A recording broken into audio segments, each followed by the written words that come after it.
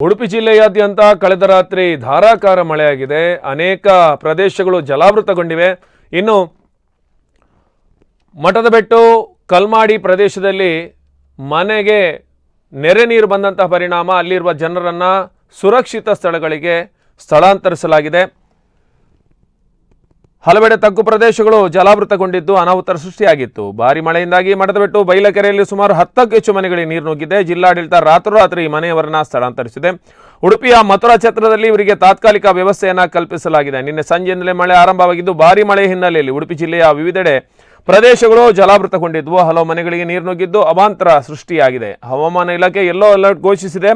ಸುಮಾರು 16ನೇ ತಾರೀಕುವರೆಗೂ ಈ ಒಂದು ಹವಾಮಾನ ಮುಂದುವರಿಯುವಂತಹ ಸಾಧ್ಯತೆ ಇದೆ ಎಂದು ಹವಾಮಾನ ಇಲಾಖೆ ತಿಳಿಸಿದೆ. ಅಂದರೆ ಇನ್ನೂ 2-3 ದಿನ ಮಳೆ ಆಗುವಂತಹ ಸಾಧ್ಯತೆ ಇದೆ.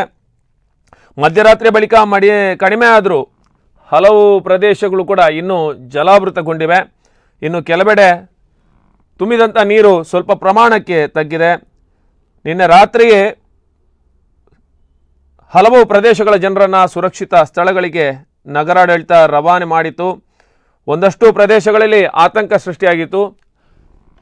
ಅನಿರೀಕ್ಷಿತವಾಗಿ ಸುರಿದಂಥ ಮಳೆ ನಿರಂತರವಾಗಿ 5-6 ಗಂಟೆಗಳ ಕಾಲ ಸುರಿದಿದೆ.